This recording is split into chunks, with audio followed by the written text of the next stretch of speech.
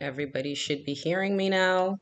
Okay, so today we're going to talk about fear-mongering, and just fear in general in the homestead community. I've been wanting to make this video for a while, but I also wanted to go live instead of trying to record this and then upload it. I thought, you know what? I'm just going to go live and just talk, really. That's all I want to do for today.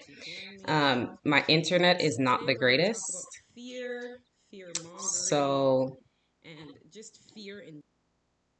yeah. Really what I want to talk about, guys, is just fear mongering in the homestead community in general.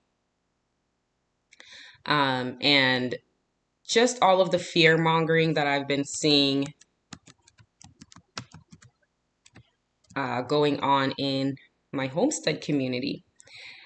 Now, let me just start from the beginning, tell you a little bit about myself, and then we can go from there, really. Okay, so hopefully the stream's not coming in too choppy.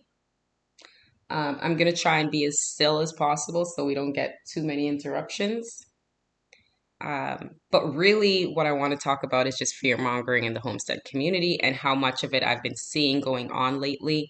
And fear sells, right? So if I put out a video saying, here are all the great things going on in my homestead, that will probably get a few views. But if I put out a video on my channel that says, here are all the horrible things that happened on my homestead, and those could possibly happen to you as well, my view count will probably double, if not triple. So fear definitely sells. People want to know what to look out for.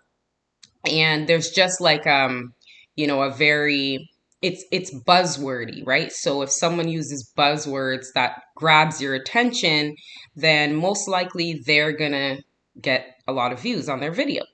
But if you're just, using regular words, regular terms like I do, and you're not trying to grab people with fear, then you're probably not going to get as many views as other people who are using those fear words to grab the attention of people. So really, I just wanted to talk about my opinion on that and just how the whole thing is going down on YouTube right now when it comes to homesteading and small farming and just trying to be more self-sufficient, self-reliant, what have you.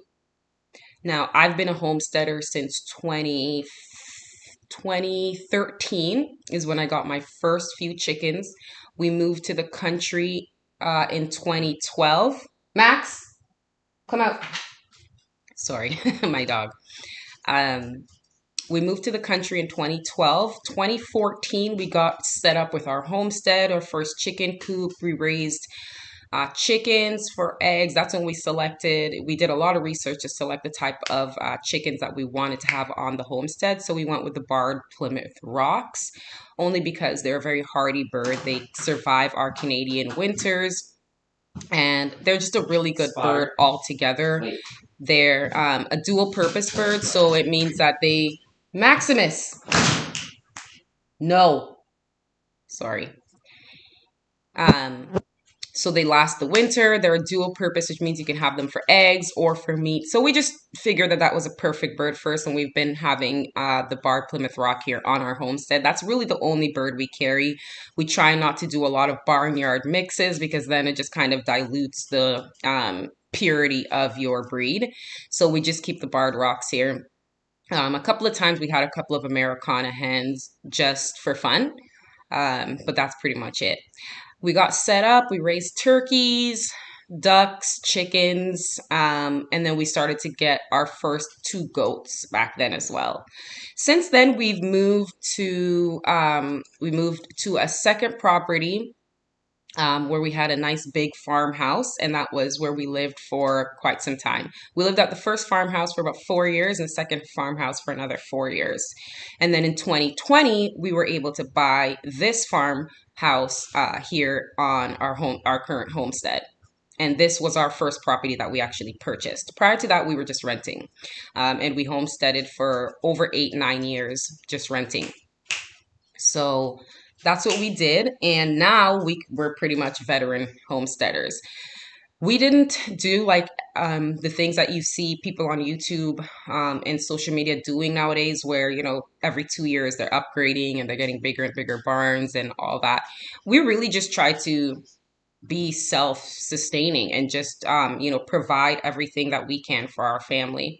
We didn't want to go too big and start getting horses and cows and all of that, because that just wasn't what we wanted to do, and we just didn't. I really just wanted to provide as much meat for my family as possible, because we've converted from being more uh, plant-based to being a lot more carnivore based and trying to eat as much meats and meat products as possible. I have a skincare line of handmade skincare products that I use on my website. It's Green Skin Ready. So if you ever want to check out my website where I make all of my skincare stuff, natural, organic, nothing artificial or bad for you. I've been doing that for the past 5 years and that's been going pretty well as well. I'm actually trying to switch out a lot of the products I use on my website for my skincare into more animal-based skincare stuff. So you'll be seeing a lot of that if you've been on my website or on my social media. You'll see a lot of that coming in the next few months. So just look out for that. So yeah, we've been, the ones that are just trying to provide for ourselves. We're not huge, into showing off or constantly talking about ourselves or our successes or anything like that. So the past 8 years, we really have just been sustaining ourselves by providing as much meat as possible. Because I get a lot of questions from people, and they're always asking me, well, what do you do first, Salisha? Where do you start? What do you do? And I just tell them, you know what? Think about what you eat the most of and what is the most expensive things you eat. And usually that's meat. For 90% of people, that's meat if you're a meat eater. And the meat is the most expensive part of your meal. It's the most nutritious part. It's the most expensive part. And that's why meat is so expensive at the store, right? Because it is the most nutrient dense food on the planet, really. So that's why you'll always see meat overly priced compared to other things, especially meats like beef. Pork is always a cheap meat because not a lot of people eat pork, compared to the amount of people that eat like beef, chicken, and even goat meat, right? So that's why you'll always see meats more expensive than like vegetables and things like that, because vegetables are pretty easy to grow. I'm not saying having a garden is easy, but vegetables themselves can grow fairly easily. So everybody can, grow a few tomatoes and cucumbers and peppers here and there and chop them and freeze them, or, can them. And you can have vegetables for quite some time.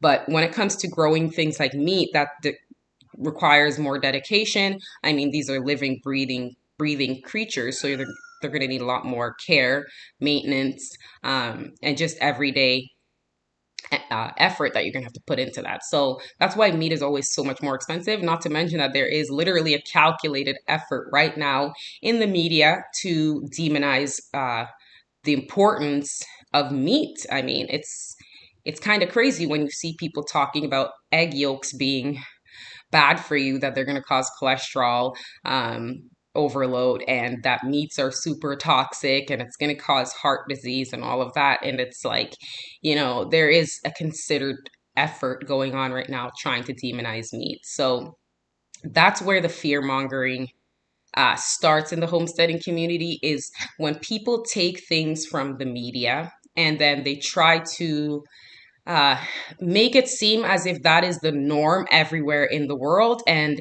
as if that one thing that's happening in the media is defining everyone's existence. But that's simply not true, right? So there are many horrible things that are happening in the world, but it doesn't necessarily mean that it affects you on a daily basis.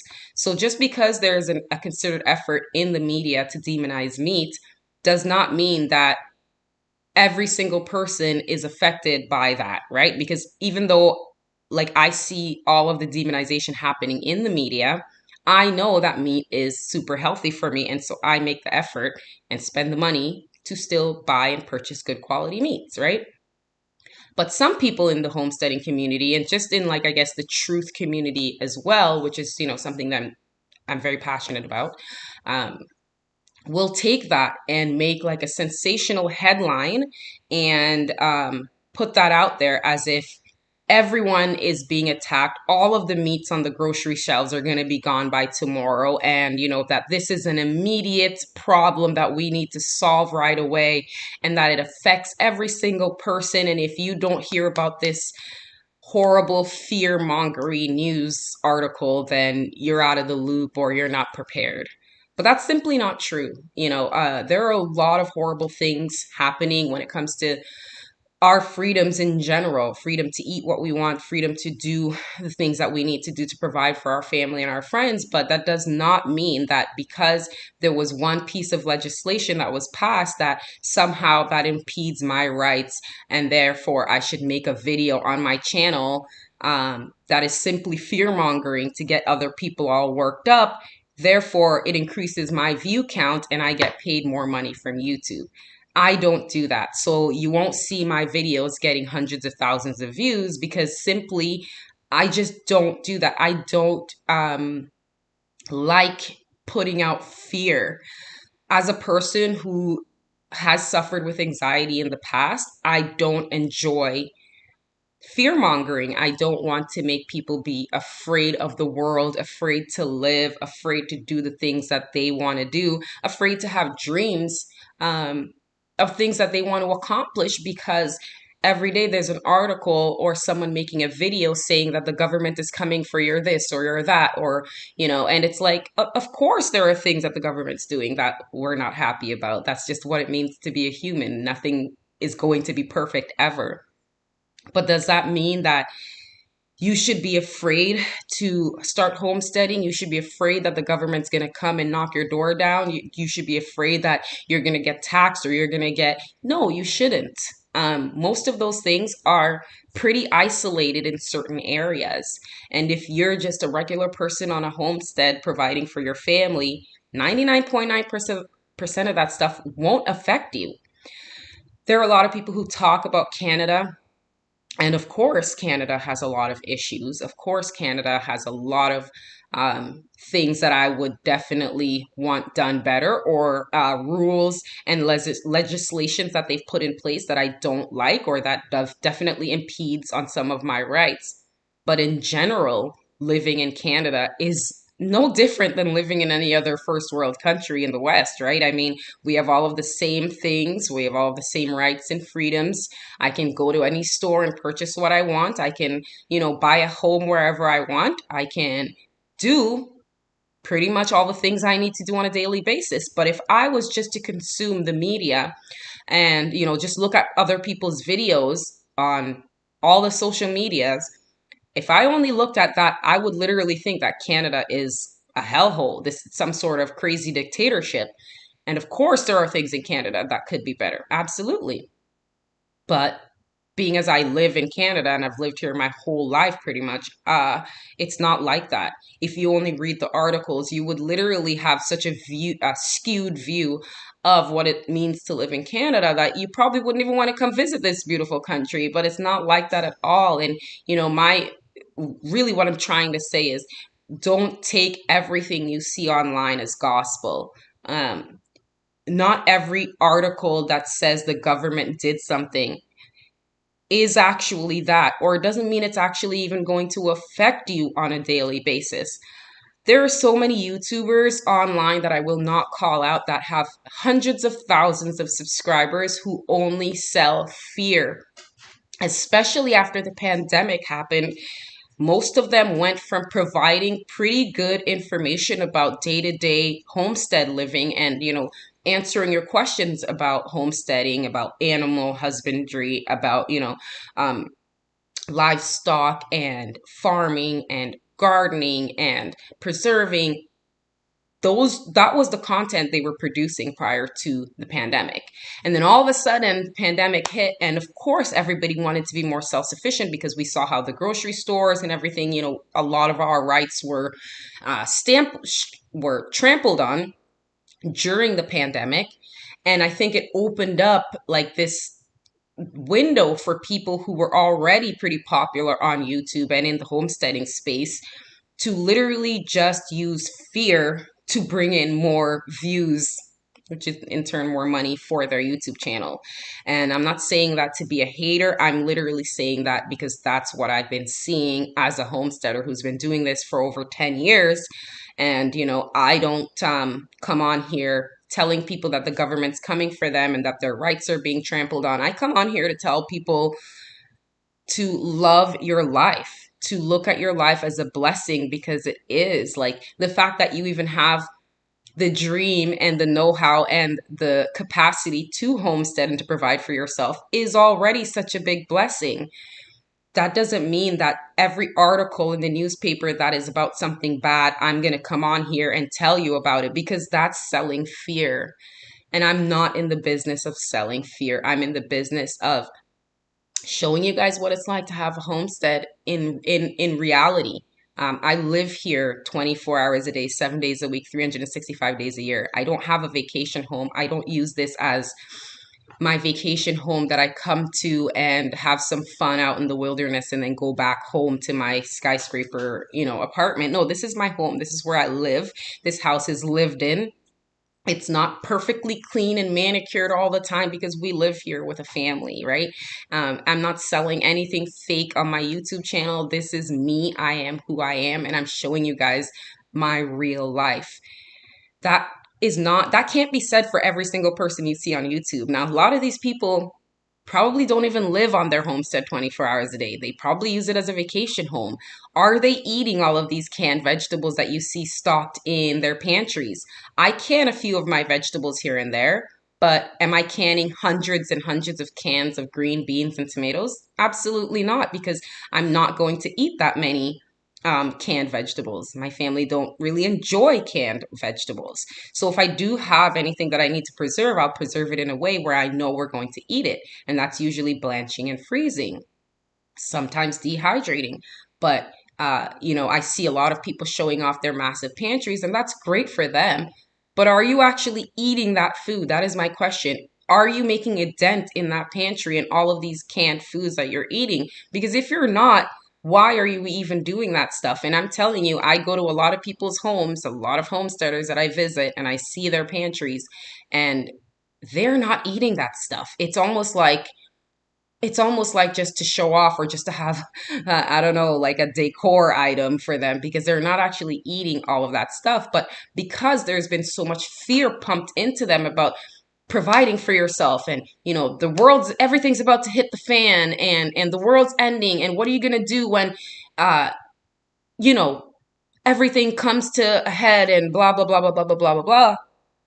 Well, I mean, you've preserved all of these vegetables, but are you really eating it? And what I've experienced is that no, 75% of that stuff just sits there and just kind of collects dust. So don't let the fear drive you to do things that you normally wouldn't do. Um, Obviously, you want to provide for yourself. You want to preserve some of your vegetables, but do it in a way that you're actually going to eat it, right? You don't want to do all that stuff and then you try one of it and you're like, I don't like this. No, my kids are not going to eat this. My husband doesn't enjoy it. Why are you even doing it then, right? Because somebody told you that you had to preserve all of these vegetables and do all this stuff because they were selling fear, and you bought into it. Don't buy into fear. I don't buy into fear. Even during the pandemic, when everybody was running around buying up all the stuff, I was like, this too will pass. Nothing lasts forever. Nothing is permanent. And lo and behold, it passed, and we're back to being a normal world again, right? And all of those people who canned and preserved and bought up everything from the store, you probably didn't even use half of it because you bought into the fear. There is a lot of fear going on right now in the homesteading community. A lot of people using clickbait, fear-mongering stuff all over their social media, all over their videos, the titles.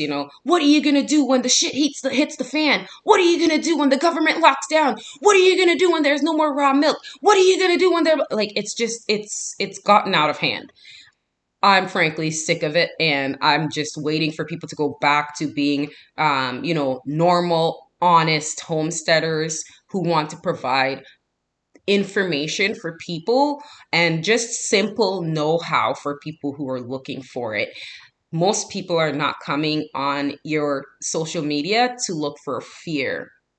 Most people are coming there to look for solutions, advice, and just encouragement. And that's really what I want to provide on my channel. If you're into, you know, people that provide just encouragement and positivity, I'm your girl, because I'm a person that I love to laugh. I love to keep things simple and lighthearted. And I like to find solutions. I'm a solution oriented person. I don't like to dwell in the negativity and dwell in all, there's a protest happening here, and, we don't agree on these social political issues. So blah, blah, blah. But like, I'm not going to spend my days wallowing in fear. And I don't think you should either. And regardless of how much your favorite YouTuber or your favorite social media personality promotes fear, I want you to bust out of that fear bubble, breathe, and look around you and see all the beauty and the freedom, and the fact that you live in a first world Western country is like amazing. Imagine how many people don't have the blessings and all of the things that you have in your life that they would literally kill for. So don't listen to all these people fear mongering you. Okay, it's most of it is not going to happen to you, and if it is, it's probably something that you can easily remedy. Okay, if that's the world we live in, and we're extremely blessed, we should be happy and thankful for all the things we have. Thank God for the fact that you wake up every day and you actually have a homestead with animals and a garden and things like that, that you can actually provide some of the things for yourself. It's not just about fear mongering and listening to other people promote fear to you. Take a breather away from all of the political nonsense and all of the noise in your head, because that can really, really, really restrict you internally, and it affects you externally as well. It affects your health. It affects the way you communicate and your relationships with other people. So, what I've learned over the years is to put all of that on the back seat, because all of that is secondary to your happiness and your relationships with other people. So that's pretty much all I wanted to say, is don't live your life in fear. As a person who has for many years, it's not worth it. And I no longer choose to live my life in fear. I'm going to embrace the world, the good, the bad, and the ugly, and live my life the way I'm intending to live my life. And that's free of fear, free of coercion, and just more open-hearted and open-minded, and in a way that I want to foster the relationships that I have with the people that are important to me in my life. And cutting out all of the negativity. And that includes some of the YouTubers that I used to love to follow, because honestly, it's just negativity at this point. They're not offering me anything anymore that, I can't find from someone else who's more positive and, enjoys their life and shows it in the work that they're producing. Because, having this channel is work. So yeah, I mean, that's pretty much it for today. Tomorrow, I'm going to come back again, and I'm going to come on live. I'll have more time. Um, and then maybe we can have a longer chat. Hopefully, I'll see you guys here tomorrow. And if I don't, you can always catch the restream of the lives. I will make sure that they're up on the channel for you guys. Make sure, guys, if it's your first time here, like, comment, share, and subscribe. It really does help me out. And I'll see you guys in the next one. Stay peaceful. Bye. Oh, and before I go, let me know what you think about what I'm saying here in the comment section. I really, really want to know what you guys think. Do you agree with me or do you not? It's okay if you don't agree with me. You don't have to agree with me. But I want to hear your thoughts. So let me know, guys. Stay peaceful.